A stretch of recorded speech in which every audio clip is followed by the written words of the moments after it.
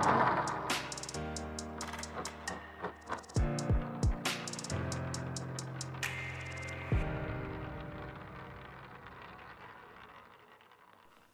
मसीह की। मसीह में मेरे प्यारे भाई और बहनों, मैं आपका भाई सूरज एक बार फिर से आपके समक्ष बाइबल अध्ययन लेके आया हूँ।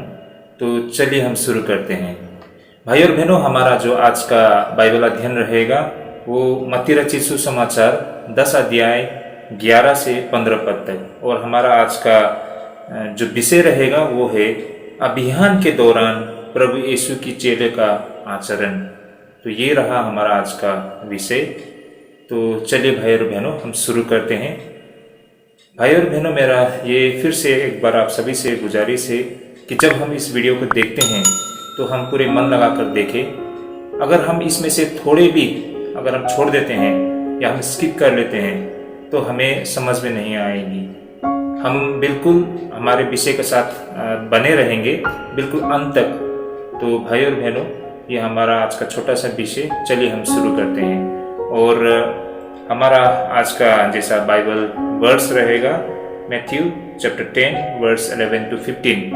तो आइए हम इसे पढ़ना शुरू करते हैं। जैसा कि यहाँ पर वचन इस प्रकार लिखा है, जिस किसी नगर या गांव में जाओ तो पता लगाओ कि वहाँ कौन योग्य है, और जब तक वहां से ना निकलो उसी के यहाँ रहो, और घर में प्रवेश करते हुए उसको आशीष देना। यदि उस घर के लोग योग्य होंगे तो तुम्हारा कल्याण उन पर पहुंचेगा, परंतु यदि वे योग्य न होंगे तो तुम्हारा कल्याण तुम्हारे पास लौट आएगा। और जो कोई तुम्हें ग्रहण न करे और तुम्हारी बातें न सुने, उस घर या उस नगर से निकलते हुए अपने पांवों की धूल झाड़ डालो। मैं तुमसे सच कहता हूं कि न्याय के दिन उस नगर की दशा से सदोम और अमोरा के देश की दशा अधिक सहने योग्य होगी। आमीन। प्रभु को धन्यवाद हो आज के इस वचन के लिए और आज के हमारे इस विषय के लिए। तो भाई और बहनों, हमारे आज के जो विषय रहेगा, इन विषय को हम कुल मिलाकर 5 भागों में अध्ययन करेंगे। एवरी वर्स बाय वर्स हम इसको अध्ययन करते हैं, और हर वर्स में से हम कुछ न कुछ बातों को कुछ न कुछ सत्य को हम समझ पाएंगे। तो पहले शुरू हम 11 अध्याय को अध्ययन करेंगे। इससे पहले मैं कुछ आज के इस पैसेज से जो यहाँ पर बताया गया है उन बातों को आपके सामने रखना चाहूँगा, और उसके बाद हम इसको इन डेप्थ स्टडी करेंगे, बिल्कुल गहराई से इस पर अध्ययन करेंगे।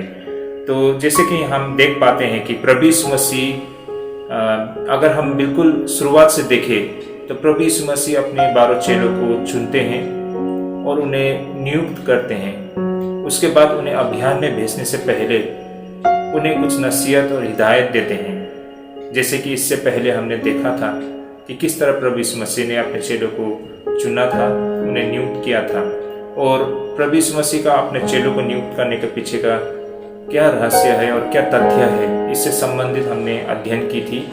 और इसके विषय में आपको जानकारी चाहिए तो आप हमारे YouTube चैनल की प्लेलिस्ट में जाकर वहां से देख पाएंगे। और उसी प्रकार हम आगे देखते हैं कि प्रभु यीशु मसीह उन्हें हिदायत देते हैं कि उन्हें अन्य जाति और सामरियों के शहर में न जाए। तो ऐसा प्रभु यीशु मसीह ने क्यों कहा था, इससे संबंधित हमने अध्ययन की थी। ये भी हमारे प्लेलिस्ट के वीडियो में आप देख सकते हैं, वहाँ पर बिल्कुल विस्तार से बताया गया है। उसके पश्चात प्रभु यीशु मसीह उन्हें हिदायत देते हैं कि जब वे अपने सफ़र में जाते हैं अपने साथ कोई भी बहुमूल्य चीज़, यानी कि सोना चांदी और कोई भी ऐसे वस्त्र या बहुमूल्य चीज़ अपने संग न ले जाए। तो इसके पीछे क्या रहस्य था और इसके पीछे क्या सत्य था, इस पर भी हमने अध्ययन किया है भाई और बहनों। तो ये सारे वीडियोस आपको हमारे प्लेलिस्ट में मिल जाएगा। और आज जो हम अध्ययन करने जा रहे हैं, यहाँ फिर से एक बार प्रभु यीशु मसीह अपने चेलों को हिदायत दे रहे हैं, नसीहत दे रहे हैं, और इसको हम एक एक करके अध्ययन करते हैं। आज के विषय जो था हमारा अभियान के दौरान यीशु के चेले की आचरण, और इस पर हम अध्ययन करने अब जा रहे हैं। तो चलिए भाई और बहनों, हम आगे बढ़ते हैं। तो भाई और बहनों, हम वर्स बाय वर्स इसका अध्ययन करते हैं। सबसे पहले मत्ती रचित सुसमाचार 10 अध्याय 11 पद। तो जैसे कि यहाँ 10 अध्याय 11 पद में इस प्रकार लिखा है, जिस किसी नगर या गांव में जाओ तो पता लगाओ कि वहां कौन योग्य है, और जब तक वहां से न निकलो उसी के यहाँ रहो। आमीन। तो भाई और बहनों, हम यहाँ देख सकते हैं कि जो बातें प्रभु यीशु मसीह यहाँ पर अपने शिष्यों को बता रहे हैं, जो हिदायत या फिर कह सकते हैं जो सुझाव या एडवाइस या सजेशन प्रभु यीशु मसीह अपने शिष्यों को दे रहे हैं, ये बिल्कुल व्यवहारिक, बिल्कुल प्रैक्टिकल है भाई और बहनों, है ना। और यहाँ पर हमको ये दिखाई देता है कि प्रभु यीशु मसीह अपने शिष्य को ये हिदायत दे रहे हैं कि वे जब किसी गांव में जाए ना, या फिर किसी शहर में जाए, तो पता लगाना कि कौन सा घर योग्य की है, कौन सा घर वर्दी है। तो ऐसा प्रभु यीशु मसीह क्यों कह रहे हैं, इसको आज हमें समझने की आवश्यकता है ना। प्रभु यीशु मसीह अपने चेलों को ये क्यों बता रहे हैं कि जब आप किसी शहर में जाए या किसी गांव में जाए, तो आपको एक योग्य घर ढूंढना होगा ना, या फिर योग्य परिवार या ऐसे योग्य लोग जिनके यहाँ आपको ठहरना है। तो ऐसा प्रभु यीशु मसीह क्यों कहते हैं, ये कहने का पीछे प्रभु यीशु मसीह का क्या कारण है, इसे हमें समझने की आवश्यकता है। भाई और बहनों, इस पैसेज को इससे पहले हमने कई दफे पढ़े होंगे ना, लेकिन हम शायद पढ़ते पढ़ते ऊपर से ही इसको हमने पढ़ा होगा, लेकिन ऐसा क्यों कहा था प्रभु यीशु मसीह ने, इसको हमने जानने के लिए कोशिश नहीं की होंगे।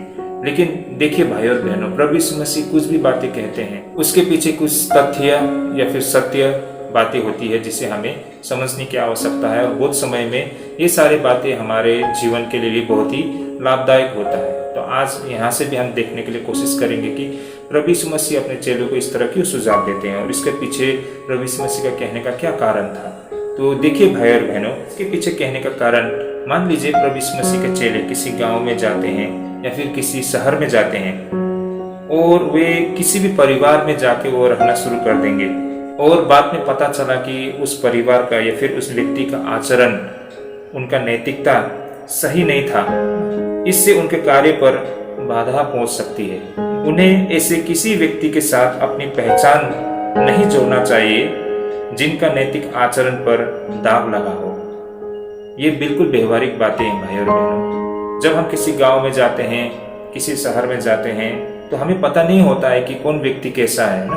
पहली दफा हम मिलते हैं उनसे हम बातें करते हैं, तो वो अच्छी बातें ही करेंगे ना, तो हमको लगेगा कि वो व्यक्ति सही है। उनके बैकग्राउंड या फिर उनके विषय में हमको इतनी जानकारी नहीं होते हैं, लेकिन उनके बारे में उनके गांव के लोगों को ज़्यादा पता होता है ना। वे लोग उनसे अच्छी तरह से वाकिफ होते हैं, और जब हमको पता चलता है कि उनकी नैतिकता सही नहीं है या फिर उनका नैतिकता सही नहीं था, और वो ऐसे व्यक्ति है जिनको गांव के लोग स्वीकार नहीं करते हैं, उनके कई सारे भ्रष्ट स्वभाव के कारण, ऐसा हो सकता है कि वो व्यक्ति का शराब पीने का आदत हो, ऐसा हो सकता है कि वो व्यक्ति ऐसा व्यक्ति हो जो किसी से उधार लेके वो पैसा नहीं लौटाते हैं, वो ऐसा व्यक्ति हो सकता है कि जो सरकारी जो साधन होता है उसका दुरुपयोग करते हैं, ये ऐसा व्यक्ति हो सकता है कि जो समाज में, गांव में किसी से मिलके नहीं रह सकता है। उनके ऊपर कई प्रकार के मतलब इल्जाम हो सकता है। यही कारण है कि उनका जो रिश्ता गांव वालों के साथ या फिर जो लोकेलिटी है जहाँ पर वो रहते हैं उन लोगों के साथ उसका अच्छा संबंध ना हो, और आप ऐसे परिवार में जाकर रहना शुरू कर देंगे, तो इससे क्या होगा, आपके कार्य में बहुत बाधा पहुंचेंगे ना। लोग आप जहाँ रह रहे हो वहाँ ना आना चाहें, है ना, उस व्यक्ति के कारण। इसके लिए प्रभु यीशु मसीह यहाँ पर कह रहे हैं कि आपको ऐसे योग्य व्यक्तियों को ढूंढना होगा। अगर आप ऐसे योग्य व्यक्तियों के घर में रहेंगे तो आपको सहयोग मिलेगा। उस व्यक्ति के कारण आप लोगों के बीच में पहुंच पाएंगे, लोग आपकी बातों पर विश्वास करेंगे, क्योंकि आप ऐसे व्यक्ति से रह रहे हो जिनको हर कोई आदर सम्मान करते हैं, और लोगों को पता है कि ये व्यक्ति धार्मिकता के लिए भूखे प्यासे हैं, ये ऐसा व्यक्ति है जो सत्य से प्रेम करता है, या ये व्यक्ति ऐसा व्यक्ति है जो धार्मिक व्यक्ति है। और इस व्यक्ति के साथ ऐसे परिवार में आप रहोगे तो लोग आपको भी उसी नज़र से देखेंगे और लोग आपको भी उतना ही सम्मान करेंगे, और इससे क्या होता है, आपके लिए द्वार खुल जाता है, और आप कहीं भी जाते हो उनके द्वारा तो लोग आपको स्वीकार करेंगे। लेकिन आप अगर ऐसे परिवार में जाते हो जिनकी नैतिकता सही नहीं है, तो फिर आपके लिए बहुत दिक्कत होगा ना। लोग आपको बुरी नज़र से देखेंगे, जिस तरह वो व्यक्ति जिसके वहाँ आप ठहरे हो। ये बिल्कुल स्वाभाविक भी है। बहुत समय पर ऐसा होता है, हमारे गांव में ऐसे कुछ लोग होते हैं जिनके साथ हमें चलने पर, उनके साथ रहने पर हमारी भी बदनामी हो सकता है, क्योंकि उस व्यक्ति का आचरण सही ना होने का कारण। और उनके साथ चलेंगे, उनके साथ रहेंगे तो लोगों की नज़र में उनके जैसा ही हम भी हो जाएंगे ना। इस कारण लोग हमें सही नज़र से ना देखें। तो ऐसे समय पर हम उनके बीच सुसमाचार लेके जाएंगे तो लोग हमें स्वागत नहीं करेंगे ना, हमारी बातों को नहीं सुनेंगे। इस कारण हमें बहुत सतर्क होना चाहिए ना। बिल्कुल ध्यानपूर्वक हमें अपने सहयोगी को चुनना होता है, या फिर हम जहाँ रह रहे हैं ऐसे सही परिवार को हमें चुनना चाहिए। यही कारण था प्रभु यीशु मसीह का कहना कि अगर आप किसी गांव में जाओ तो पता लगाओ कि वहाँ कौन सा योग्य परिवार है। तो योग्य कहने का मतलब ऐसा व्यक्ति जो सत्य से प्रेम करता हो, जो धार्मिकता से प्रेम करता हो, ऐसा व्यक्ति। तो ऐसे व्यक्ति को योग्य व्यक्ति कहा गया है। तो इसके पीछे का कारण यही था प्रभु यीशु मसीह का कहने। लेकिन इसका मतलब ये नहीं है कि उनको ऐसे बुरे लोगों के साथ सुसमाचार नहीं सुनाना है।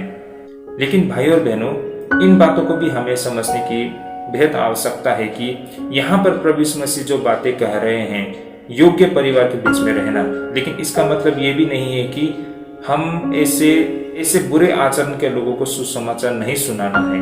ये ऐसा बिल्कुल नहीं है। ये इतना ही है कि हम यहाँ पर सुसमाचार सुनाने के लिए आए हैं, है ना। तो सबसे पहले हमारा जो स्थान है उसको हमको सही करना होगा, तभी जाके हम दूसरों तक, सभी तक हम सुसमाचार को पहुंचा पाएंगे। लेकिन हमारा शुरुआत ही गलत से होगा ना, बिल्कुल गलत स्थान से शुरू करेंगे, आगे हमारे सफर को कंटिन्यू करना हमारे लिए बहुत दिक्कत होंगे। यही कारण है कि प्रभु यीशु मसीह यहाँ बता रहे हैं अपने शिष्यों को कि ऐसे योग्य परिवार को आपको ढूंढना चाहिए। भाई और बहनों, ये जो बातें प्रभु यीशु मसीह अपने शिष्यों से कह रहे हैं, ये बातें आज आप और हम पर भी इतना ही लागू होता है ना। जब हम कहीं जाते हैं और कहीं हम रहते हैं तो हमें ये बिल्कुल ध्यान रखना होता है कि हम कैसे परिवार के साथ में अपना संबंध बनाए हुए हैं ना। हम किसके साथ चलते हैं, किसके साथ रहते हैं, इस पर हमें बहुत ध्यान देना पड़ता है ना। अगर हम ऐसे व्यक्तियों के साथ चलते हैं जिनका बुरा स्वभाव है, जिनका पहचान गांव में बिल्कुल निचली स्तर का है, तो ऐसे व्यक्तियों से हमें परहेज रखना है, क्योंकि इस वजह से हमारे लिए भी दिक्कत हो सकती है कि हम परमेश्वर का कार्य कर सके ना, और हमारे लिए बाधा उत्पन्न हो सकता है। इसलिए हमें इस पर सतर्क रहने की आवश्यकता है। लेकिन इसका ये कतई मतलब नहीं है कि ऐसे व्यक्तियों को हम सुसमाचार नहीं सुना सकते हैं। हम इन्हें सुसमाचार सुना सकते हैं और इनको सुनाना भी चाहिए, लेकिन इसका मतलब ये भी नहीं है कि हम उन्हीं की तरह हो जाए। अगर हम उनके साथ रहेंगे तो लोगों को लगेगा कि हम उन्हीं की तरह हैं, तो बाकी लोग प्रभु के सुसमाचार को न सुने ना, या फिर उन्हें सुनाने में हमारे लिए बाधा उत्पन्न हो। तो यही कारण था प्रभु यीशु मसीह का कि एक ऐसे योग्य परिवार को सबसे पहले हमें ढूंढना चाहिए। अब दूसरी बातें इसी से जुड़ी हुई, प्रभु यीशु मसीह अपने शिष्य को कहते हैं कि जब तक वहां से न निकलो उसी के यहाँ रहो। मतलब आप पहली दफे किसी गांव में गए या किसी शहर में गए और आपका किसी ऐसे योग्य परिवार के साथ मुलाकात हो गया, आप उसी परिवार में रहना शुरू कर दिए और आपको वहीं पर अंत तक रहना है, जब तक आप उस शहर को या फिर उस गांव को नहीं छोड़ेंगे। तो यही बातें प्रभु यीशु मसीह अपने शिष्य को बता रहे हैं कि जिस तरह यहाँ वचन में लिखा है, जिस किसी नगर या गांव में जाओ तो पता लगाओ कि वहाँ कौन योग्य है, और तब तक वहां से ना निकलो, उसी के यहाँ रहो। तो ऐसा प्रभु यीशु मसीह कहते हैं। तो भाई और बहनों, इसके पीछे क्या कारण हो सकता है कि प्रभु यीशु मसीह नहीं चाहते हैं कि, इसके पीछे ये सीधा कारण ये है कि यह एक शिष्टाचार की बातें भी है ना।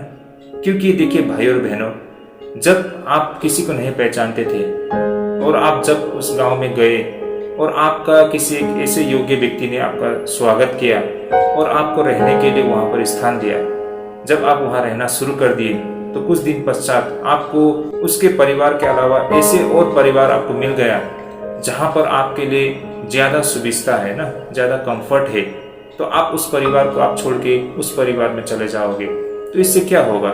इससे उस व्यक्ति को बहुत बुरा लगेगा ना, और ये सही भी नहीं होगा। जिस व्यक्ति ने आपकी जरूरत को देखते हुए आपको उसके परिवार में स्वागत किया, शुरुआती दौर में आपका हर एक जरूरत को पूरा किया, आपको अगुवाई किया, आपकी मदद की, आपका सहयोग किया, और आज जब आपका जरूरत पूरा हो गया, आपको उससे ज़्यादा अच्छा मौका मिल रहा है ना, उससे ज़्यादा अच्छा साधन मिल रहा है, तो फिर आप उसको छोड़ के चले जाओगे, ये सही नहीं होगा ना। यही कारण है प्रभु यीशु मसीह कह रहे हैं कि आपको उसी परिवार के बीच में अंत तक रहना है, जब तक आप उस शहर या गांव को नहीं छोड़ते हैं। और इसके अलावा इन बात की भी पूरी संभावना थी कि कुछ समय के बाद लोगों को विश्वास में आने के बाद इन लोगों को ऐसे घर में जाने के लिए लुभाया जा सकता है जहां अधिक विलासिता या फिर अधिक आराम और बेहतर तरीके से मनोरंजन प्रदान हो। तो भाई और बहनों, ये बिल्कुल सही बात है और बिल्कुल व्यवहारिक बातें भी है, क्योंकि ऐसा होता है जब हम कहीं किसी नए स्थान में जाते हैं और वहां रहकर हम अपना कार्य करना शुरू करते हैं, तो शुरुआती दौर में तो हमारा किसी के साथ जान पहचान ना हो, है ना, लेकिन जैसा जैसा समय बीतता है हमारी लोगों से जान पहचान बढ़ता जाता है। तो भाई और बहनों, ये बिल्कुल स्वाभाविक भी है और बिल्कुल व्यवहारिक भी है। होता क्या है कि कभी कभार हम जब कभी नए स्थान में जाते हैं और शुरुआती दौर में तो हमारे किसी के साथ पहचान नहीं होती है ना, लेकिन जैसा जैसा हम वहाँ रहना शुरू करते हैं, लोगों से हमारा संबंध बनना शुरू होता है, लोगों से हमारे जान पहचान होते हैं, तो ये बिल्कुल स्वाभाविक है लोग हमें उनके यहाँ रहने के लिए बुलाए ना, हमें निमंत्रण दे। और ऐसा भी होता है कि हमें ऐसा लग सकता है कि हमें मतलब जिस परिवार के द्वारा बुलाया जा रहा है, निमंत्रण दिया जाता है, अभी फिलहाल हम जहाँ रह रहे हैं उससे ज़्यादा मतलब वहाँ पर सुविधा है, वहाँ पर कंफर्ट है, वहाँ पर लग्जरी है ना, और वहाँ पर अच्छी खाना पीना मिलता है, रहने के लिए हमारे लिए हर चीज़ का सुविधा है। तो ये हो सकता है कि हमें ये लुभावना लग सके ना, और इस कारण हम जहां हम रह रहे हैं उस परिवार को छोड़ के हम ऐसे परिवार के साथ जाके रहना शुरू कर दे। इससे क्या होता है, इससे एक गलत संदेश जाता है ना, इससे ऐसा लगता है कि हम भौतिक चीजों से प्रेम करते हैं, और मसीह के सेवक को कभी भी ये आभास नहीं देना चाहिए कि वो भौतिक चीजों के लिए आकर्षित है ना भाई और बहनों। हम मसीह के पीछे चलने वाले हैं, हम मसीह में विश्वास करते हैं, हम मसीह के सेवकाई के लिए निकले हैं, हम इन भौतिक चीजों के प्रति आकर्षित होते हैं। ये बिल्कुल मसीह के शिक्षा के विपरीत है ना। तो भाई और बहनों, यही कारण था प्रभु यीशु मसीह का कि अपने चेले को ये कहने का कि जिस किसी नगर में जाओ तो पता लगाओ कि वहाँ कौन योग्य है। तो सबसे पहले प्रभु यीशु मसीह उन्हें बता रहे हैं कि पहले योग्य व्यक्ति को ढूंढो, और इसके पीछे कारण आप समझ गए होंगे प्रभु यीशु मसीह ऐसा क्यों कहते हैं कि योग्य व्यक्ति को ढूंढे ना। और दूसरी बात प्रभु यीशु मसीह ये भी कहते हैं कि जब तक वहां से न निकलो उसी के यहाँ रहो। तो पहले योग्य व्यक्ति को ढूंढो, और जब तक उस शहर को न छोड़े आप उसी परिवार के बीच में बने रहो। तो जो बातें यहाँ पर प्रभु यीशु मसीह बता रहे हैं ये बिल्कुल व्यवहारिक बातें हैं ना, और सुनने में कितना सही लगता है जब इसके सही मायने को हम समझ पाते हैं ना। और बिल्कुल ये बातें सत्य भी है, और ये बातें आज भी उतना ही आप और हम पर भी लागू होता है भाई और बहनों। ये था हमारा 10 अध्याय 11 पद। अब हम आगे बढ़ते हैं 10 अध्याय 12 और 13 पद। आइए हम इन वचन को पढ़ लेते हैं। पहले जैसा यहाँ लिखा है, फिर और घर में प्रवेश करते हुए उनको आशीष देना। यदि उस घर के लोग योग्य होंगे तो तुम्हारा कल्याण उन पर पहुंचेगा, परंतु यदि वे योग्य न हो तो तुम्हारा कल्याण तुम्हारे पास लौट आएगा।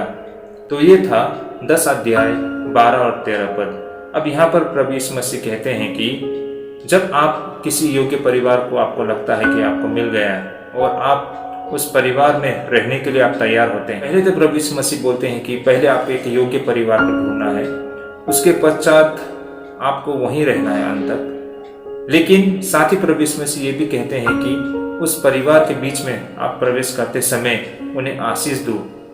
लेकिन साथ ही साथ ये भी बातें फिर प्रभु कहते हैं कि अगर वो परिवार योग्य नहीं है तो तुम्हारा कल्याण तुम्हारे पास लौट आएगा। तो भाई और बहनों, इसका क्या अर्थ हो सकता है ना। तो अब यहाँ इस पंक्ति में हमें ये दिखाई देता है कि प्रभु यीशु मसीह कहते हैं आशीष देना, और साथ ही प्रभु कहते हैं अगर वे लोग योग्य ना हो तो कल्याण वापस लौट आएगी। भाई और बहनों, इन बातों को समझने के लिए हमें कुछ वहाँ की संस्कृति को भी हमें देखना होगा, और इससे संबंधित उन तथ्यों को भी समझने की आवश्यकता है। देखिए भाई और बहनों, उस समय के जो फलस्तीन देश थे वहाँ पर इस तरह का विचारधारा बहुत ही प्रचलित था। और जैसे कि उनका मानना है कि कोई भी बोले गए शब्द को एक प्रकार का सक्रिय और स्वतंत्र अस्तित्व माना जाता था ना। जैसे कि किसी इंसान के मुंह से कोई शब्द निकलता है, ये उसी प्रकार है एक बंदूक की नोक से गोली निकलती है ना। इस तरह की सोच को पुराने नियम में परमेश्वर ने कही हुई वचन के साथ लोग जोड़ के देखते हैं।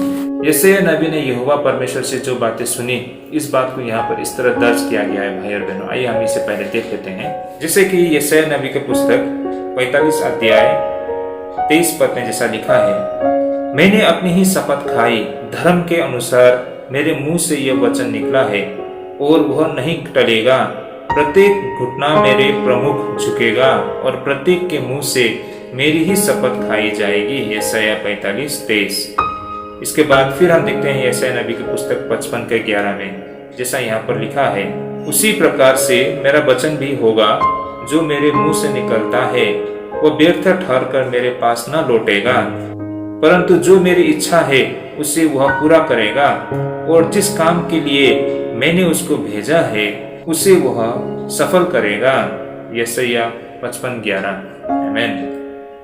तो यहाँ पर प्रभु यीशु मसीह जो अपने शिष्यों को बता रहे हैं कि जब तुम किसी घर में प्रवेश करो तो उनको आशीष देना, और अगर वो परिवार योग्य ना हो तो तुम्हारा कल्याण तुम्हारे पास लौट आएगा। इसका पीछे कहने का कारण क्या है भाई और बहनों? इसके पीछे कहने का ये कारण है कि हो सकता है वहां पर कहीं भी बातों को वापस लौट के नहीं आता है, ऐसा लोगों का मानना है ना। और जिस तरह यहाँ पर यशायाह नबी के पुस्तक में भी हम देखते हैं कि परमेश्वर जो वचन कहते हैं, यहाँ से हमको ये बात समझ में आता है कि कहीं भी बातें लौट के वापस नहीं आती है। लेकिन यहाँ पर प्रभु यीशु मसीह के चेले को इतना तक सामर्थ्य दिया गया है कि उन्होंने कही हुई बातें, अगर वो बातें ऐसे योग्य परिवार के लिए नहीं ठहरा, ये वचन लौट के उनके बीच में वापस आ जाएगी। तो इतना तक सामर्थ्य प्रभु यीशु मसीह ने अपने शिष्यों को दिया है। यहाँ पर ये चीज को दर्शाता है, जहाँ पर ऐसा माना जाता है कि कहे हुए वचन, बोला गया वो शब्द वापस नहीं आता है, उस स्थान पर प्रभु यीशु मसीह ने अपने शिष्यों को इतना तक सामर्थ्य दिया है कि वे लोग जो भी कुछ कहेंगे, अगर हितकारी रहा तो वो शब्द, वो वचन लाभदायक होगा। अगर वो परिवार हितकारी नहीं है और वो परिवार योग्य नहीं है तो उनका वचन या उनके शब्द या फिर उनका कल्याण उनके पास लौट के वापस आ जाएगा। तो इतना सामर्थ्य, इतना ताकत देकर प्रभु यीशु मसीह ने अपने चेलों को वहाँ उन अभियान में भेजा है। तो ये बातें यहाँ से हम इस तरह समझ सकते हैं भाई और बहनों। अब हम आगे बढ़ते हैं 14 पद की ओर। जैसे कि यहाँ 14 पद में लिखा है भाई और बहनों, मत्ती रचित सुसमाचार 10 अध्याय 14 पद, और जो कोई तुम्हें ग्रहण न करे और तुम्हारी बातें न सुने, उस घर या उस नगर से निकलते हुए अपने पांवों की धूल झाड़ डालो। तो भाई और बहनों, यहाँ पर हम देख पाते हैं कि प्रभु यीशु मसीह कहते हैं कि जो कोई तुम्हें ग्रहण न करे और तुम्हारी बातें न सुने, तो यह उस घर या उस नगर से निकलते हुए अपने पांवों की धूल झाड़ डालो। तो भाई और बहनों, इसका पीछे क्या कारण हो सकता है जो प्रभु यीशु मसीह इस तरह कहते हैं कि अगर कोई तुम्हें स्वीकार न करे तो लौटते समय अपने पाँव में लगा हुआ धूल तक को भी वहीं छोड़कर, मतलब टकटकाते हुए उस धूल को वहीं छोड़ के वहां से निकले। वास्तव में यहूदी लोगों के लिए अन्य जाति लोगों के शहर या फिर उस शहर से गुजरते हुए सड़क के जो धूल, वो सारे धूल तक को भी वे लोग अशुद्ध माना करते थे। तो यही कारण है जब कभी भी जो यहूदी लोग होते हैं वे अन्य जातियों के शहर से सफर करके वापस अपने देश को लौटते हैं, जैसे ही वे फलस्तीन की सरहद को पार कर लेते हैं तो वे तुरंत अपने पाँव में लगे हुए धूल तक को झाड़ डालते हैं, ऐसा मान के कि वो धूल हो सकता है अन्य जातियों के देश से होकर आया है। उस धूल तक को भी वे अशुद्ध मानते थे और उस धूल को लेकर अपने देश में आना नहीं चाहते थे। सो अब यहाँ पर प्रभु यीशु मसीह भी कह रहे हैं कि अगर कोई शहर या गांव तुम्हें इनकार करे तो तुम्हें उनको अन्य जातियों की तरह व्यवहार करनी चाहिए। तो हमको यहाँ पर यह दिखाई देता है कि प्रभु यीशु मसीह कहते हैं अपने शिष्यों से कि अगर कोई तुम्हें ग्रहण न करे और तुम्हारी बातों को न सुने तो उस समय उस घर या उस नगर से निकलते समय अपने पाँवों को धूल झाड़ डालो। अपने पाँव के धूल को झाड़ने को अन्य जातियों को दर्शाता है। तो यहाँ पर प्रभु यीशु मसीह जो अपने चेलों को ये सजेशन दे रहे हैं, ये एडवाइस दे रहे हैं कि अगर कोई सत्य को स्वीकार ना करे तो वहां से निकलते समय अपने पाँव की धूल को झाड़ना, मतलब उन्हें अन्य जातियों की तरह व्यवहार करना ना, उन्हें अन्य जातियों की तरह मान लेना। लेकिन भाई और बहनों, इसका ये बिल्कुल भी मतलब नहीं है कि अन्य जातियों को सुसमाचार नहीं सुनाना है, ये ऐसा बिल्कुल नहीं है।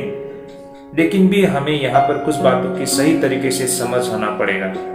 जो बातें प्रभु यीशु मसीह यहाँ पर कह रहे हैं इन पंक्तियों में, यहाँ पर हमको अस्थाई यानी कि टेम्पररी और अनंत सत्य दोनों मौजूद है। जैसे कि अब यहाँ पर अस्थाई सत्य यह है कि यहाँ पर प्रभु यीशु मसीह बिल्कुल नहीं कह रहे हैं कि अन्य जातियों को सुसमाचार नहीं सुनाना चाहिए या फिर अनुग्रह की पहुंच से बाहर रखना चाहिए।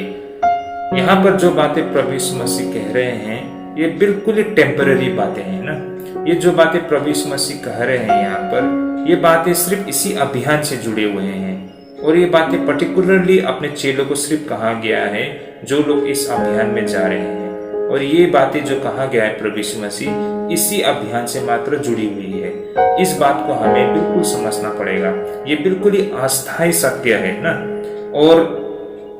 और ये बात बिल्कुल उसी तरह है जैसे कि आप सभी को याद होगा, बिल्कुल शुरुआती दौर में, इससे पहले हमने जो संगति की थी, वहां पर प्रभु यीशु मसीह जो अपने चेले को इस अभियान में भेजने से पहले जो नसीहत दे रहे हैं ना, जो एडवाइस दे रहे हैं, वहां पर प्रभु यीशु मसीह ने कहा था कि अन्य जाति और सामरी लोगों के शहर में न जाना। तो ऐसा प्रभु यीशु मसीह ने क्यों कहा था कि सामरियों के शहर में या फिर अन्य जातियों के शहर में न जाना? इसका मतलब ये बिल्कुल नहीं है कि प्रभु यीशु मसीह अन्य जातियों से भेदभाव करते हैं या फिर सामरियों से भेदभाव करते हैं, इसलिए प्रभु यीशु मसीह ने कहा था कि आप अन्य जातियों के शहर में या सामरियों के शहर में न जाना। आइए हम इसको देख सकते हैं 10 अध्याय 5 पद में, जैसे कि यहाँ लिखा है, इन बाहरों को यीशु ने यह आज्ञा देकर भेजा कि अन्य जाति की ओर न जाना और सामरियों के किसी नगर में प्रवेश न करना। मत्ती 10:5 में ना। तो उस समय भी हमको ये बातें बहुत ही अटपटा लगा था कि प्रभु यीशु मसीह ने ऐसा क्यों कहा था कि अन्य जातियों या सामरियों के शहर में न जाना। इसका मतलब ये है कि प्रभु यीशु मसीह अन्य जातियों से भेदभाव करते हैं, सामरियों से भेदभाव करते हैं, ऐसा बिल्कुल नहीं है। इसके पीछे ये कारण था कि प्रभु यीशु मसीह नहीं चाहते थे कि जो नए नवेले उनके जो चेले हैं वो अन्य जातियों के बीच में जाके भ्रम में पड़ जाए, क्योंकि उनमें इतनी समझ, इतनी बुद्धि नहीं थे कि वो अन्य जातियों को सही तरीके से सुसमाचार सुना सके। और दूसरी बात ये है कि प्रभु यीशु मसीह एक ही स्थान पर ध्यान केंद्रित करना चाहता था, फोकस करना चाहता था, और वो चाहता था कि पहले यहूदियों के बीच में जाए और उनके बीच में सुसमाचार को सुनाए ना। और प्रभु यीशु मसीह जहां उन लोगों को भेज रहे हैं वो ऐसे लोग थे जो खुली सोच रखने वाले लोग थे, और ये संभावना ज्यादा था कि वहां के लोग सुसमाचार को स्वीकार करें। और इससे क्या होना था कि ये जो प्रभु यीशु मसीह के चेले हैं उन्हें भी एक हौसला अफजाई हो सकता था। अगर वो अन्य जातियों के बीच में अगर प्रभु यीशु मसीह भेज देंगे तो उनके लिए संभव नहीं हो पाता था कि वो सही तरीके से सुसमाचार को सुना सके, क्योंकि उनमें अभी भी इतनी समझ, इतनी ज्ञान नहीं है ना। तो यही कारण था कि प्रभु यीशु मसीह ने उनको फिलहाल के लिए सामरिया और अन्य जातियों के बीच में न जाना, वो बिल्कुल टेम्पररी, बिल्कुल अस्थायी एक नसीहत था प्रभु यीशु मसीह का, यह हिदायत था अपने चेलों को कि अन्य जातियों के बीच में न जाना। और यहाँ पर जो बातें प्रभु यीशु मसीह कह रहे हैं ये भी बिल्कुल उसी तरह है। अगर कोई व्यक्ति सुसमाचार को स्वीकार न करे तो वहां से निकलते समय अपने पाँव की धूल को भी झाड़ डालना, मतलब उन्हें अन्य जातियों की तरह मान लेना। तो इसका मतलब ये नहीं है कि अन्य जातियों को सुसमाचार नहीं सुनाना है या फिर उनको अनुग्रह की पहुंच से उन्हें दूर रखना, ये बिल्कुल नहीं है भाई और बहनों। ये बातें बिल्कुल टेम्परेरी बातें हैं और बिल्कुल अस्थायी बातें हैं। तो इन बातों को हमें इस तरह समझना होगा। अब हम आगे बढ़ते हैं, जैसे कि यहाँ पर हम देख सकते हैं, और साथ ही इन बातों को इस तरह से भी हमको समझना होगा कि यह समय की अभाव के कारण भी प्रभु यीशु मसीह ने कहा गया था, क्योंकि समय कम था और जितना संभव हो सके उन्हें राज्य की घोषणा को उन्हें सुनाना चाहिए था। इसके अलावा ऐसे जिद्दी लोगों के साथ बहस करना समय की बर्बादी थी, जिससे जिन्हें बाद में भी सुसमाचार सुनाया जा सकता था। तो फिलहाल शिष्यों को जितनी जल्दी हो सके देश का दौरा करना था, और अगर कोई उन्हें सुसमाचार के साथ स्वागत न करे तो उनको आगे बढ़ निकलना था। तो यही कारण था प्रभु यीशु मसीह अपने चेलों से कहते हैं कि अगर कोई तुम्हें ग्रहण न करे तो उस नगर से निकलते हुए अपने पांवों की धूल झाड़ डालो, मतलब अन्य जाति की तरह मान लेना। लेकिन ये जो बातें प्रभु यीशु मसीह कह रहे हैं, ये बिल्कुल भेदभाव की नजर से नहीं, बल्कि बिल्कुल व्यवहारिक कारण के वजह से कहा गया था। और इसके अलावा यह अस्थायी आदेश था जो बस इसी अभियान से जुड़ी हुई थी। तो भाई और बहनों, हमें ये बात हमेशा याद रखना होगा, जो बातें प्रभु यीशु मसीह ने अपने शिष्यों को कहा था हिदायत देकर ना, ये बातें बिल्कुल अस्थायी है, बिल्कुल टेम्पररी है। ये सिर्फ इसी अभियान से जुड़ी हुई थी, और इसके पीछे कहने का प्रभु यीशु मसीह का एक विशेष कारण था ना, क्योंकि समय कम था और ज्यादा से ज्यादा लोगों को सुसमाचार सुनाना था। और कुछ ऐसे लोग होते हैं जो जिद्दी लोग होते हैं, जो बहस करना चाहते हैं, इस पर तर्क करना चाहते हैं। ऐसे लोगों के साथ आपको उलझ के समय की बर्बादी न करके आपको आगे बढ़ना है, क्योंकि आपको ज्यादा से ज्यादा लोगों को सुसमाचार पहुंचाना है ना। और प्रभु यीशु मसीह नहीं चाहते थे कि उनके चेले ऐसे जिद्दी लोगों के साथ बहस में उलझे, है ना, उनके साथ अपने समय को बर्बादी करे। इसलिए ऐसे लोगों को छोड़कर आगे बढ़ना था। तो यही कारण है प्रभु यीशु मसीह ने कहा था कि उनको अन्य जातियों की तरफ व्यवहार करना, अपने पांव की धूल को झाड़ के ये दिखाता है कि उनके लिए ये एक अन्य जातियों की तरह है, और फिलहाल के लिए इन्हें छोड़ दो। फिलहाल ऐसे लोगों को सुसमाचार सुनाओ जो लोग खुले सोच के होते हैं, जो आसानी से सुसमाचार को स्वीकार कर लेते हैं। तो यही कारण था प्रभु यीशु मसीह का ऐसा कहने का कि अगर कोई व्यक्ति आपके सुसमाचार को न सुने तो अपने पांव के धूल को झाड़ कर वहां से आगे बढ़ निकलना, है ना। तो ये था इससे संबंधित अस्थायी सत्य। अब रही बात दूसरे पहलू, इस सत्य का दूसरा पहलू। अब वो दूसरा पहलू क्या है भाई और बहनों? अब इस पहलू का दूसरा तथ्य ये है कि ये एक बिल्कुल मजबूत सत्य है, और वह यह है कि देखिए भाई और बहनों, हमारे जीवन में भी कभी कभार ऐसा मौका आता है कि जो बहुत ही खूबसूरत होता है ना, और ऐसा मौका जीवन में एक ही बार आता है, लेकिन वो एक मौके को भी हम चूक जाते हैं उसे पकड़ने में ना, उसे ग्रैब करने में। लेकिन वो एक मौके को भी अगर हम पकड़ पाने में असफल हो जाते हैं ना, अगर उस अपॉर्चुनिटी को, उस मौके को हम गवा देते हैं, तो ऐसा मौका, ऐसा अपॉर्चुनिटी शायद हमारे जीवन में हमको दोबारा न मिले। अब यहाँ पर भी यही कुछ होते हुए हम देख पा रहे हैं ना। प्रभु यीशु मसीह के चेले फलस्तीन में लोगों के बीच में इस बहुमूल्य अवसर को लेकर आया है, लेकिन आज अगर वे लोग इसको अस्वीकार करते हैं तो शायद उनको दोबारा इस तरह का मौका ना, इस तरह का जो अपॉर्चुनिटी उनको न मिले ना। क्योंकि जो ये अपॉर्चुनिटी लेके गया है, जो ये मौका लेके गया है उनके चेले, ये कोई मामूली बातें नहीं है ना। ये एक उनके लिए ऐसा गोल्डन अपॉर्चुनिटी था, क्योंकि पहले उनके बीच में आया है सुसमाचार को लेके ना। तो ये उनके लिए एक बहुत ही अच्छा अपॉर्चुनिटी था, एक बहुत ही अच्छा मौका था, जिसको उन्हें तुरंत हाथों ही हाथ उसे ले लेना चाहिए था। लेकिन अगर कोई व्यक्ति इसको अस्वीकार करते हैं तो ये ऐसा ही है कि वे लोग इस मौके को गंवा देते हैं। जीवन में हमें बहुत कम अपॉर्चुनिटी मिलता है ना। अगर कोई व्यक्ति उस अपॉर्चुनिटी को गंवा देता है तो उसके लिए ये बहुत बड़ा नुकसान होगा, क्योंकि अपॉर्चुनिटी, मौका हमारे जीवन में बार बार नहीं आता है ना। जीवन में बहुत कम समय होता है जो हमें इस तरह का मौका मिलता है। तो आज इस फलस्तीन के लोगों ने, अगर किसी ने सुसमाचार का स्वीकार किया है तो उसने एक बहुत ही अच्छा मौका को गंवा दिया है। ये इस तरह इसको हम समझ सकते हैं भाई और बहन। जैसे कि नीति वचन में भी कहा गया है ना कि 3 चीज वापस नहीं आती है, और वो क्या क्या चीजें? जैसे कि सबसे पहली बातें, बोला गया शब्द। जो बातें हम बोलते हैं वो शब्द वापस लौट के नहीं आते हैं, ये हम सभी को पता है ना। उसी प्रकार दूसरा, जो तीर होता है ना, अगर वो धनुष से निकल जाए तो वो वापस लौट के नहीं आता है। ये बातें भी हम सबको पता है ना। और तीसरी बातें, वो तीसरा बातें क्या है?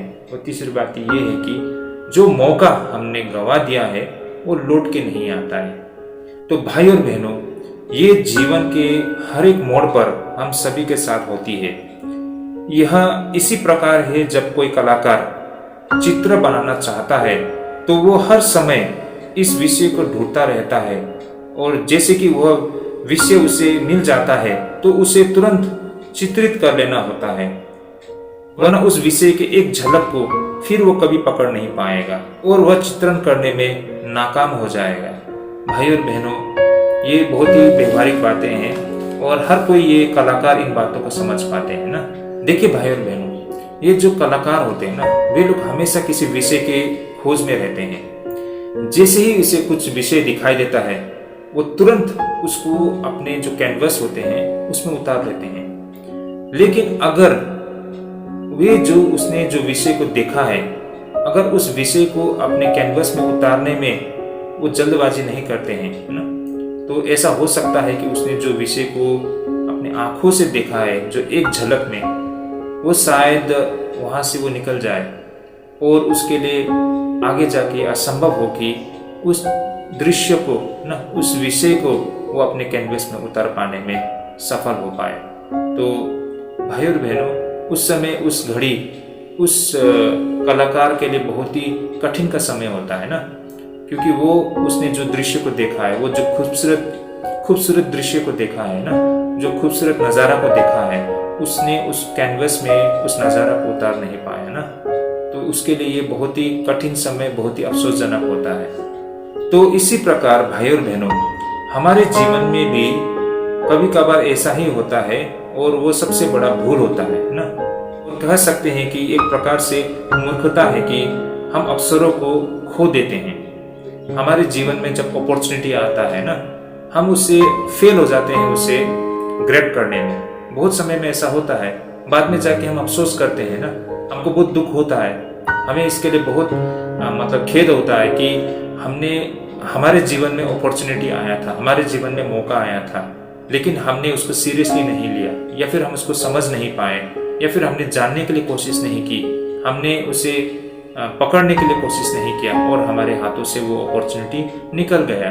तो ऐसा बहुत समय पर, हमारे जीवन में भी ऐसा बहुत समय पर होता है, और शायद आपने भी इन बातों को कभी अनुभव किया होगा अपने जीवन में ना। जीवन के हमारे मोड़ में कई दफे ऐसा अपॉर्चुनिटी आए होंगे जिसको हम असफल हो गए ना, जिसको हमें ग्रैब करने में हम असफल हो गए, और बाद में जाके हमें एहसास हुआ, और इसके लिए आज तक हम दुखी है ना, आज तक हमें इसके लिए अफसोस है कि हमने उस अपॉर्चुनिटी को गंवा दिया। तो यही चीज यहाँ पर हम देख पाते हैं इन फलस्तीनी लोगों के बीच में भी ना। तो ये दूसरा पहलू है इसका, जैसे कि 10 अध्याय 14 पद में प्रभु यीशु मसीह अपने चेलों से कहते हैं ना कि उस नगर से निकलते हुए अपने पांवों को धूल झाड़ डालो। और इसके पीछे ऐसा कहने का मतलब ये भी है कि उन लोगों ने अपॉर्चुनिटी को गंवा दिया है ना, उन लोगों ने उस सुंदर अवसर को गंवा दिया है। तो ये चीज को दिखाता है यहाँ पर।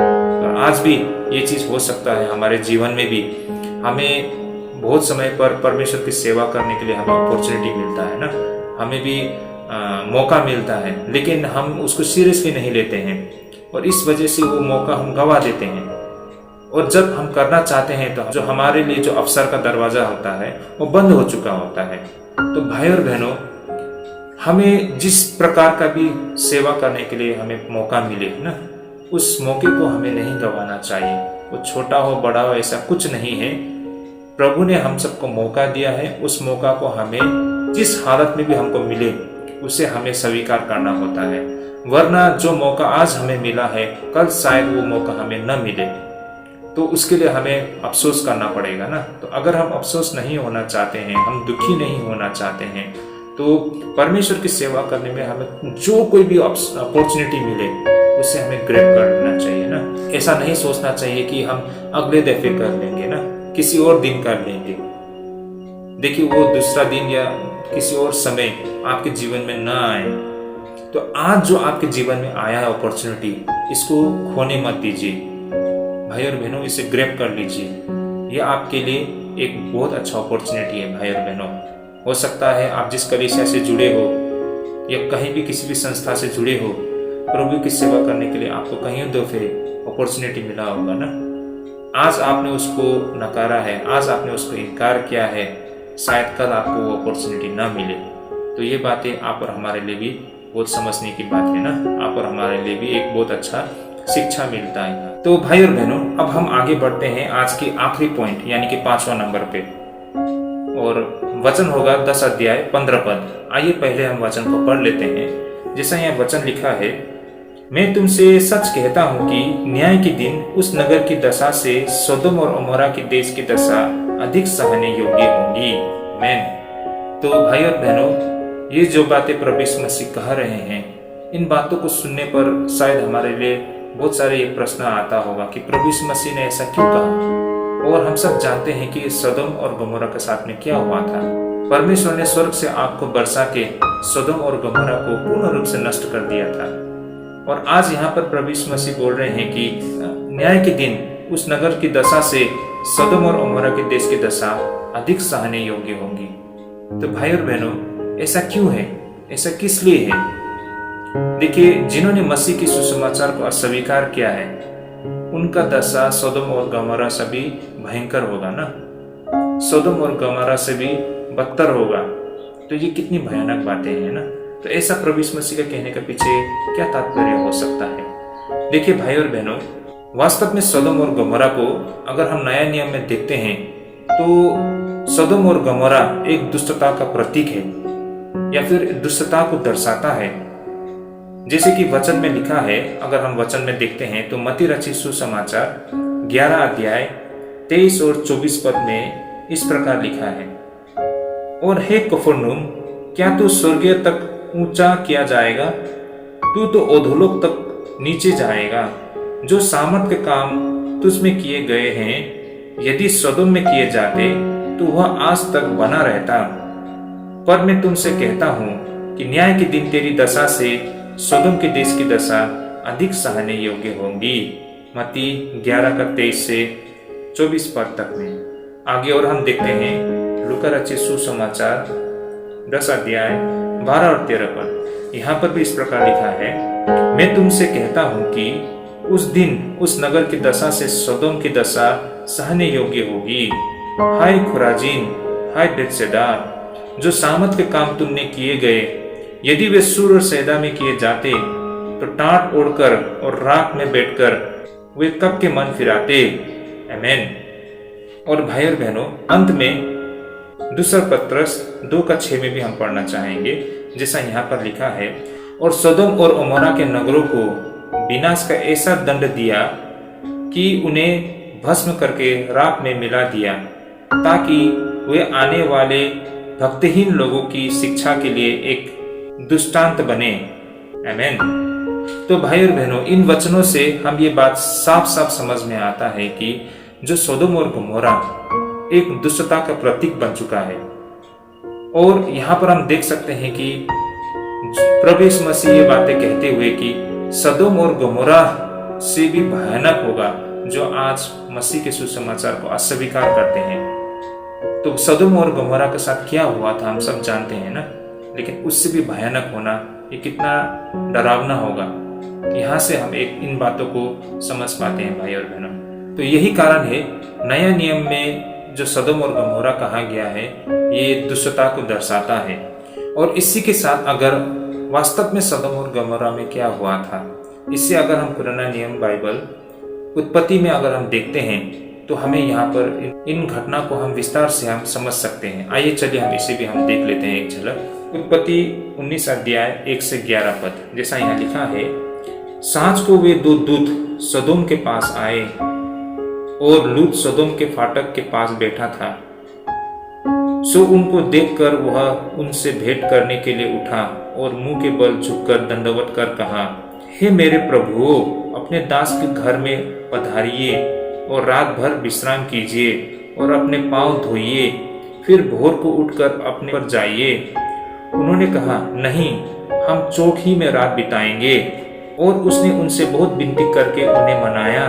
सो वे उसके साथ चलकर उसके घर में आए और उसने उनके लिए जेवनात तैयार की और बिना खमीर की रोटी बनाकर उनको खिलाई। उनके सो जाने के पहले उस सदोम नगर के पुरुषों ने जवानों से लेकर बूढ़े तक वरन चारों ओर के सब लोगों ने आकर उस घर को घेर लिया और लूत को पुकार कर कहने लगे कि जो पुरुष आज रात को तेरे पास आए हैं वे कहाँ हैं? उनको हमारे पास बाहर ले आ कि हम उससे भोग करें। तब लूत उनके पास द्वार के बाहर गया और किवाड़ की ओर अपने पीछे बंद करके कहा, हे मेरे भाइयों, ऐसी बुराई न करो। सुनो, मेरी 2 बेटियां हैं जिन्होंने अब तक पुरुष का मुंह नहीं देखा। अच्छा हो तो मैं उन्हें तुम्हारे पास बाहर ले जाऊं और तुमको जैसा अच्छा लगे वैसा व्यवहार उनसे करो, पर इन पुरुषों से कुछ न करो, क्योंकि ये मेरी छत के तले आए हैं। उन्होंने कहा, हट जा। कि वे कहने लगे, तू एक परदेसी होकर यहाँ रहने के लिए आया, पर अब न्यायी भी बन बैठा है। सो अब हम उनसे भी अधिक तेरे साथ बुराई करेंगे। और वे उस पुरुष लूत को बहुत दबाने लगे और किवाड़ तोड़ने के लिए निकट आए। तब उन पहुनों ने हाथ बढ़ाकर लूत को अपने पास घर में खींच लिया और किवाड़ को बंद कर दिया। और उन्होंने क्या छोटे क्या बड़े सब पुरुषों को जो घर के द्वार पर थे अंधा कर दिया। सो वे द्वार को टटोलते टटोलते थक गए। फिर उन पहुनों ने लूत से पूछा, यहाँ तेरे कौन कौन है? दामाद, बेटे, बेटियां और नगर में तेरा जो कोई हो, उन सबों को लेकर इस स्थान से निकल जा, क्योंकि हम यह स्थान नाश करने पर है। इसलिए कि उनकी चिल्लाहट यहोवा के सम्मुख बढ़ गई है और यहोवा ने हमें इसका सत्यानाश करने के लिए भेज दिया है। तब लूत ने निकलकर अपने दामादों को, जिसके साथ उसकी बेटिया की सगाई हो गई थी, समझा के कहा, उठो, इस स्थान से निकल चलो, क्योंकि यहोवा इस नगर को नाश करना चाहता है। पर वह अपने दामादों की दृष्टि में ठट्ठा करने हारा सा जान पड़ा। जब पो फटने लगी तब दूतों ने लूत से फुर्ती कराई और कहा, उठ, अपनी पत्नी और दोनों बेटियों को जो यहाँ है ले जा, नहीं तो तू भी इस नगर में अधर्म में भस्म हो जाएगा। पर वह विलम्ब करता रहा। इससे उस पुरुष ने उसका और उसकी पत्नी और दोनों बेटियों का हाथ पकड़ लिया, क्योंकि यहोवा की दया उस पर थी, और उसको निकालकर नगर के बाहर कर दिया। और ऐसा हुआ कि जब उन्होंने उनको बाहर निकाला तब उसने कहा, अपना प्राण लेकर भाग जा, पीछे की ओर न ताकना और तराई भर में न ठहरना, उस पहाड़ पर भाग जाना, नहीं तो तू भी भस्म हो जाएगा। उत्पत्ति 19:1-17। आमीन। तो भाइयों और बहनों, अगर हम उत्पत्ति 19 अध्याय में हम देखते हैं तो हमें यह पता चलता है कि सोदोम और अमोरा के विनाश के ठीक पहले वहां पर लोत के घर में जो अतिथि आए थे उनके साथ बहुत बुरा व्यवहार किया गया था ना, और उसका नतीजा हम देख पाते हैं कि विनाश के रूप में उन लोगों ने भी परमेश्वर के दूत को इनकार किया था। लेकिन अब यीशु कहते हैं कि न्याय के दिन उस नगर की दशा से सदोम और अमोरा के देश की दशा अधिक सहने योग्य होगी। प्रभु ऐसा क्यों कहते हैं? क्योंकि यहाँ पर सदोम और गमोरा को तो यह मौका नहीं मिला था कि मसीह के सुसमाचार और स्वर्ग राज्य को इनकार करे, लेकिन गलील के गांव और शहर ने तो इस मौका को प्राप्त किया था और उन्होंने स्वर्ग राज्य के सुसमाचार को इनकार भी किया था। इस कारण प्रभु यीशु मसीह कह रहे हैं, न्याय के दिन उस नगर की दशा से सदोम और गमोरा के देश की दशा अधिक सहने योग्य होगी। तो भाई और बहनों, इसलिए ऐसा कहा जाता है कि जितनी बड़ी मौका हमें जीवन में मिलता है उसके साथ हमें उतना ही बड़ा जिम्मेदारी भी मिलता है। तो ये बात वाकई बहुत व्यवहारिक बातें हैं। सदोम और गमोरा से बड़ा अवसर उस समय के जो गलील के जो शहर और कस्बे थे उनको मिला था, और वे आज अगर मसीह के सुसमाचार का स्वीकार करते हैं तो उसका सजा भी सदोम और गमोरा से बड़ा होगा। जितना बड़ा आपको दायित्व मिलता है उतना ही बड़ा आपको जिम्मेदारी भी मिलता है भाई और बहनों। इससे हमको ये बातें समझ में आती है। भाई और बहनों, हम विश्वासी है, आज हम मसीह के बारे में हम जान चुके हैं ना, काफी कुछ हम जान चुके हैं, ऐसा कह सकते हैं। और इतनी सारी बातों को जानते हुए भी अगर हम एक भ्रष्ट जीवन जीते रहते हैं ना, हम अपने भ्रष्टता में बदलाव लाने के लिए कोशिश नहीं करते हैं, हमारे अंदर हम परिवर्तन लाने के लिए कोशिश नहीं करते हैं और हम जैसा है वैसा ही रहना चाहते हैं, ये जानते हुए भी कि जीवन में प्रवेश करने के लिए हमें अपनी भ्रष्टता से छुटकारा पाने की आवश्यकता है, लेकिन हम बिल्कुल कोशिश नहीं करते हैं। हम अब भी वही भौतिक संसार में ही जीना चाहते हैं। तो इसका नतीजा क्या होगा? उन अन्य जातियों ने तो आज तक सत्य को नहीं समझा है, शायद हमसे थोड़ा कम सजा उनको मिले, लेकिन हम जो मसीह को जानते हुए मसीह के वचन को पढ़ते हैं, मसीह के वचन को हम थोड़ा बहुत जानते हैं, ये सब जानते हुए भी, समझते हुए भी अब भी हम उसी भ्रष्टता में जीना चाहते हैं, अभी हम उन बुराई में रहना चाहते हैं, तो हमारा सजा अवश्य ही उन अन्य जातियों से तो काफी ज्यादा होगा ना।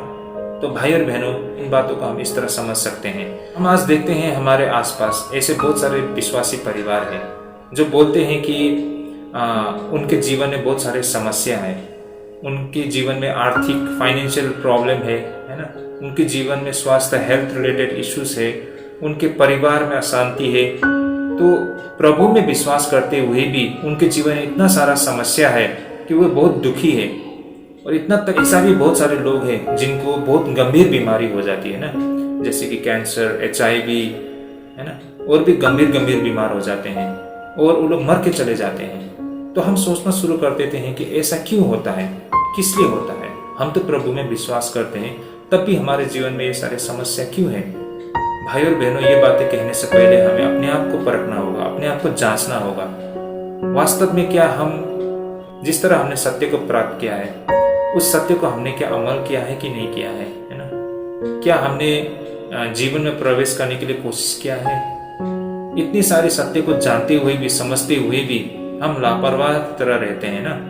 हम बिल्कुल सीरियस नहीं है इन बातों को लेकर, हम बिल्कुल लापरवाह की तरह जीवन जीते हैं ना। हम बिल्कुल सत्य को लेकर हम लोग सीरियस नहीं है। तो क्या कहते हैं आप लोग भाई और बहनों, क्या होगा ऐसे लोगों के साथ में? तो आज हमने सत्य को पाया है, सत्य को पाकर भी, समझ के भी हम इस तरह का लापरवाह जिंदगी जीते हैं, तो हमारे साथ भी तो उतना ही बुराई होगा ना। आज हमारे जीवन में इतने सारे समस्या होने के पीछे का कारण ये भी एक है कि आज हम सत्य को जानते हुए, समझते हुए भी हम बिल्कुल लापरवाह की तरह रहते हैं, है ना। हम सत्य के अनुरूप अपने जीवन को नहीं ढालते हैं। तो यही कारण है कि आज हमारे जीवन में इतनी सारी समस्या है। तो भाई और बहनों, आज के हमारे इस बाइबल अध्ययन से ये सारी बातें को हम समझ पाते हैं जो आज भी आप और हमारे जीवन के लिए उतना ही व्यवहारिक है। आज का हमारा बाइबल अध्ययन यहीं तक है और आज हमने जो मुख्य बिंदु समझा है हमारे आज के बाइबल अध्ययन से, उसमें से कुछ बातों को मैं आप सभी के संग साझा करना चाहूँ। सबसे पहली बात, मसीह के सेवक को कभी भी यह आभास नहीं देना चाहिए कि वो भौतिक चीजों के लिए आकर्षित होते हैं। जब हम सेवाकाई करने जाते हैं, जब हम प्रभु को सेवा करने के लिए निकलते हैं, हमें कभी भी भौतिक चीजों के प्रति आकर्षित नहीं होना है, और या फिर हमें अपने जीवन से ये कभी संदेश नहीं देना है कि हम भौतिक चीजों के प्रति प्रेम रखते हैं। प्रभु यीशु मसीह ने कहा था कि हम जीवन की ज्योति है और हमारे जीवन से सकारात्मक चीजों को हमें प्रदर्शन करना है ना। लेकिन अगर हम नकारात्मक चीजों को हम दिखाते हैं हमारे जीवन से, तो वो कार्य असफल होगा। ये बातें हमको यहाँ पर समझ में आता है। और दूसरी बातें जो मुख्य बिंदु रहेगा आज का, हमारे जीवन में कभी कभार हमको ऐसा मौका मिलता है और उस मौका को हमें नहीं गंवाना चाहिए। तो भाई और बहनों, जीवन के हर एक मोड़ में हमको इस तरह का मौका मिलता है, लेकिन परमेश्वर की सेवाकाई करते समय भी हमें बहुत सारा ऐसा मौका मिलता है परमेश्वर की सेवा करने के लिए। लेकिन आज अगर हम अपने जीवन में हमारे दूसरे पहलू को देखते हुए आज परमेश्वर की सेवा करने का जो हम मौका मिला है उसको हम अगर अस्वीकार कर देते हैं, इनकार कर देते हैं, तो शायद ये मौका हमको जीवन में दूसरी दफे ना मिले। इस कारण हमें परमेश्वर की सेवा करने के लिए किसी भी प्रकार का मौका मिले, हमें नहीं चूकना चाहिए इससे ना। इसे हमें तुरंत इसको पकड़ लेना चाहिए और इस मौके का हमें फायदा उठाना चाहिए। कल हो ना हो, लेकिन आज जो हमें मौका मिला है, इस मौका को हमें नहीं गंवाना चाहिए, वरना कल हमको इस तरह का मौका न मिले। तो ये हमारा आज का दूसरा मुख्य बिंदु है जो आज के हमारे बाइबल अध्ययन से हमने समझा है। तीसरी और आखिरी बिंदु जो आज का हमारा बाइबल अध्ययन से हमने जो समझा है वो यह है कि जितनी बड़ी हमें मौका मिलता है उतना ही बड़ा हमें जिम्मेदारी भी मिलता है। आज हम प्रभु में विश्वास करते हैं, ये समझने के लिए हमें मौका मिला है, तो इसके साथ हमें एक जिम्मेदारी भी मिलता है। अगर हम इस जिम्मेदारी को सही तरीके से नहीं निभाएंगे तो फिर इसका नतीजा भी हमको भुगतना पड़ता है। तो भाई और बहनों, आज इसी धरती पे, इसी संसार में रहते ही हम में से बहुत सारे लोगों को अपने जीवन में बहुत प्रकार की समस्या से वो घिरे होते हैं। इसके पीछे ये भी एक कारण है कि सत्य को समझते हुए भी वो असत्य के साथ रहना पसंद करते हैं। यही कारण है कि आज उनके जीवन में इतना सारा समस्या है। तो आज के इस बाइबल अध्ययन से ऐसे 3 मुख्य बिंदु को हमने समझा है भाई और बहनों। तो मैं आशा करता हूँ आज के बाइबल अध्ययन से आप सभी को बेहद लाभदायक पहुंचा है, और आगे भी आप लोग इसी तरह हमारे साथ जुड़ते रहिए। और इससे पहले कि हमारे जितने भी बाइबल अध्ययन है वो सारे हमारे YouTube चैनल के प्लेलिस्ट में आपको मिल जाएगा। आप लोग वहां जाकर भी इसे अध्ययन कर सकते हैं। तो आज के लिए हम यहीं पे स्थगित करते हैं। आप सभी को जय मसीह की।